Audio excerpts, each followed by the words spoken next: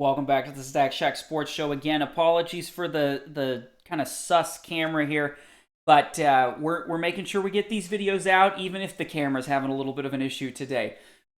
We're wrapping up the final division in the AFC. We're almost done, right? We talked to the Chiefs, we talked the Broncos, we talked the Chargers already. Just the Raiders are left. So let's jump straight into it. The key loss for the Raiders really is Josh Jacobs. They had an 8-9 record last year. Firing the coach, interim head coach takes over. Defense was not bad as a top 10 defense by PFF. The offense was quite poor at 17th. And they lose Josh Jacobs, who was a huge part of that offense. They also lost a tackle who was very talented as well. But some very key additions. Gardner Minshew comes over. Now, why is that a key addition? He's not our highest touted quarterback. You're not going to see him at the top of any tier lists, but he will probably be the starting quarterback for this season. Raiders kind of missed out on any opportunity to draft a quarterback this year, and so they're going with Gardner Minshew. Aiden O'Connell's still on the roster, so he could have an impact. But the Raiders are really saying, we went with the best available player when they drafted Brock Bowers. We think he's a Swiss Army knife type player that we can use in a lot of ways. And we're going to hold off on quarterback. We're going to see if we can make it work with Gardner, with Aiden O'Connell potentially getting some playing time. Gardner Minshew has had some runs. We think about, the fear of the stash back with Jacksonville, but is he really who you want at the top? I think the Raiders are not looking great this season, but a very big acquisition in the offseason was Christian Wilkins, and oh my goodness, can I not wait to watch this Raiders defensive line. You're telling me I can put Christian Wilkins in the middle and Maxx Crosby on the outside. I saw a great report the other day. Maxx Crosby had to be pulled out of practice, not because of fighting, not for some disciplinary issue. No, because he was making things so difficult on their offense in practice that the offense couldn't even function. They couldn't get their reps in because Maxx Crosby was ruining every play they ran. Put Christian Wilkins in the middle, Crosby on the outside. That is going to be a terrifying defensive line on already a pretty solid defense that, in my opinion, didn't lose a ton of huge key pieces. Crosby's the heart and soul, yet had Christian Wilkins in the middle. This defensive line should be an absolute blast to watch. The other fun storyline to look at from this Raiders team, it's really going to look like a Raiders team, I don't know, maybe back in the 80s. It's going to be old school football. They brought in Brock Bowers. And honestly, a lot of us shook our heads, but holy smokes, 2 tight end sets with him and Mayer. They already drafted Mayer high last draft to then grab Bowers this draft. It felt a little redundant, except for the fact that I think they're saying, we didn't feel like we could get our quarterback. It was a good quarterback draft, but a lot of teams needed quarterbacks and a lot of people picked them. Raiders kind of got stuck.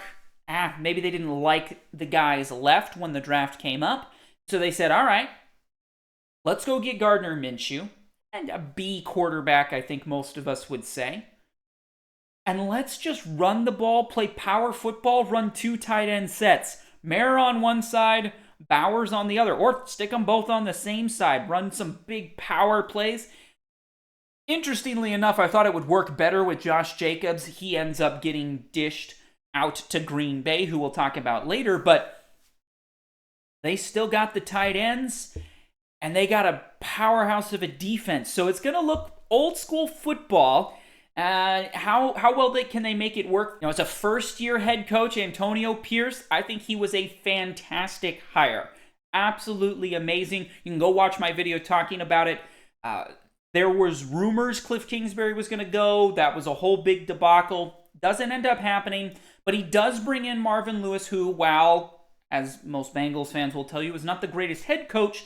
I think he brings some added experience to a head coaching staff that I think the players just love Antonio Pierce. I think he's the right man for the job. He feels like a Raiders coach.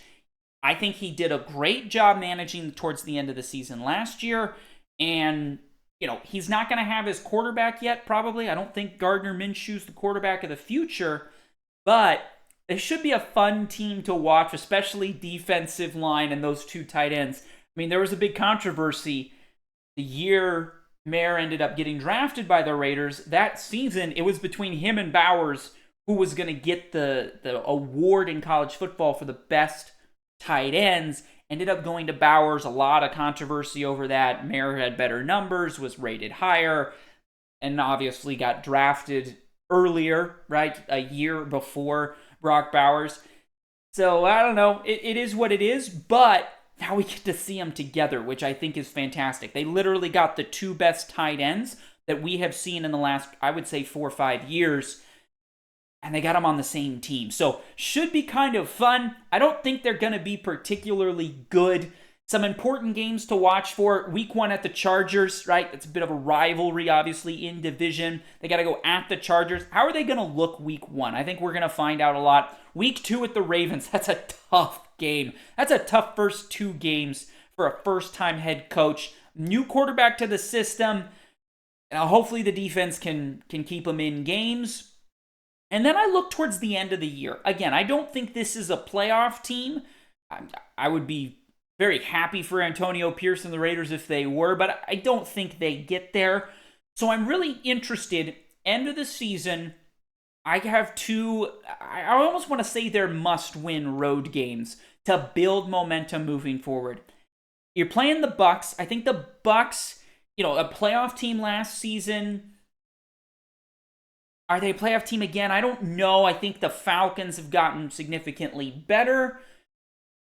We'll have to see how that works out. But if we're talking kind of middle of the road teams, middle to the bottom, the Bucs in week 14, that feels like an important game to me for the Las Vegas Raiders.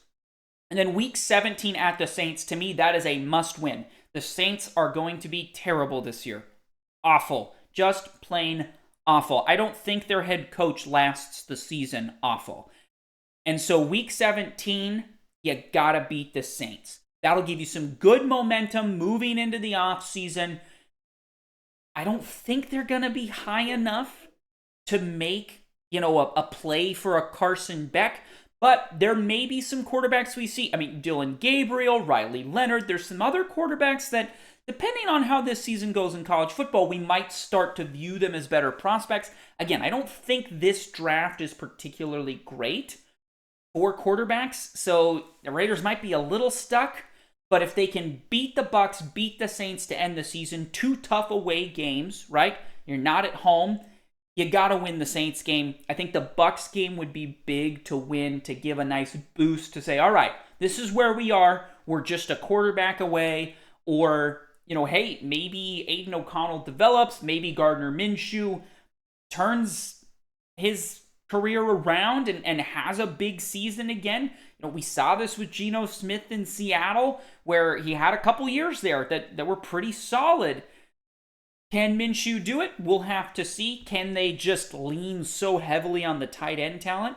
It's possible. There's nothing a quarterback likes more than having big tight end targets moving down the field open for him. And Bowers and Mayer should be able to qualify as those big targets down the field and across the middle. So, they're making it easy on whoever they get as a quarterback. There's some potential for some other free agents this offseason. We'll see.